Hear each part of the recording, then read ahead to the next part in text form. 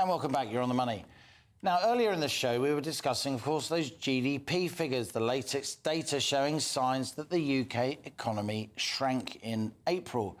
And we're starting to see that impact, not least in the automotive industry, with the average price of petrol at UK forecourts reaching new highs of a whopping £1.85 a litre. And, of course, petrol and diesel are even more expensive in some parts of the country.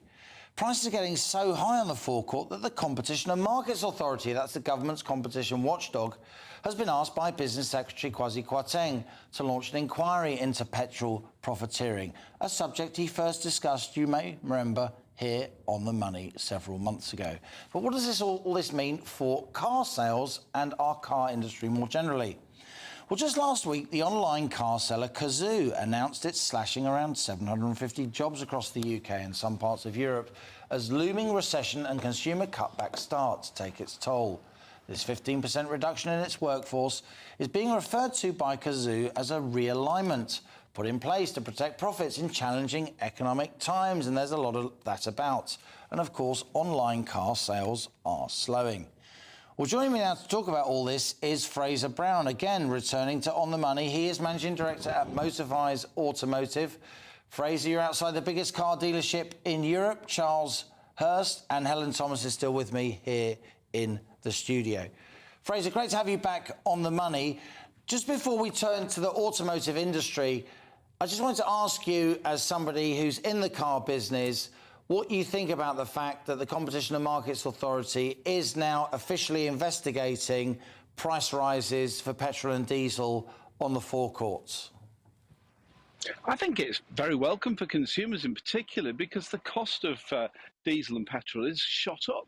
Obviously, there is an underlying factor with supply and demand and the Ukraine crisis, but realistically, things aren't quite where they were in terms of supply of fuel. So why is that not coming through to consumers? Now, having owned and been involved with petrol forecourts in the past, the actual retailer, the small company that's at the front of it, has very little say over the prices that they put in. It's normally down to the wholesalers or possibly even the refinery that you're buying it from to kind of set the prices. You may have a set contract with 3 or 4 pence a litre in it for you as an individual petrol retailer. For the smaller businesses, obviously I can't comment on the larger organisations that sell fuel in this country like the supermarkets and the big chains, but for small businesses that are retailing fuel, often that is set for them by the person that supplies the fuel to them. But yeah, I welcome it because I think, at the moment we're seeing this is accelerating the move towards electric vehicles like we've not seen previously. But yeah, I think the more we can do to help the consumer at the moment, the better. Now, moving on to that news from Cazoo, obviously a major player in the online car sales market here in the UK. They're slashing 750 jobs. Is that because car retailers are finding it so hard to get hold of vehicles because there are production tailbacks, if you like, excuse the pun, because it's difficult to get hold of components, because we've got those global supply chain issues ongoing? Or if not, what is behind this news from Cazoo? I think, interestingly, somebody mentioned earlier that it was to protect profits. Well, they actually need to have some profits in the first place to protect, because Cazoo's never made money. The business has done some things very well. They've built customer trust in a very short space of time through a lot of marketing and a lot of marketing spend and sponsorship. However, if you look at a business like the business that I'm here at today, here in Northern Ireland, in Belfast, Charles Hurst, they've been here since 1911. Retailing used cars is about trust. These guys have built trust over 100 years, and the culture within this business is all about looking after customers and making them the centre of everything. But when you're selling a used car is about honesty. And about explaining to a customer this car's done 50,000 miles and the pictures online show that it has a couple of stone chips on the bonnet. And any car that's done 50,000 miles will have stone chips on the bonnet. Now, you may think, why am I wandering off into this territory? And the reason being is the fundamental issue with Cazoo's business model is the fact that they try to retail used cars as new cars. And if it turns up on their forecourt at one of their businesses with a stone chip on the bonnet, they'll send it back for more reconditioning. So they've never, ever got their profit per unit to where it needs to be to make them a sustainable business.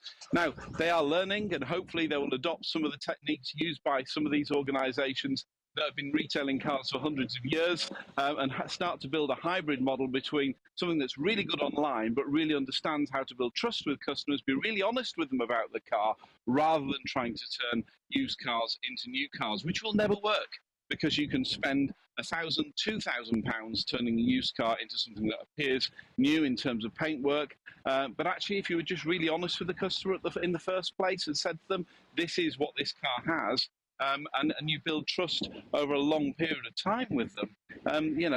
Cazoo has grown very fast, and some people have made a lot of money out of it, but I think there's going to be a lot of people that make losses out of this business.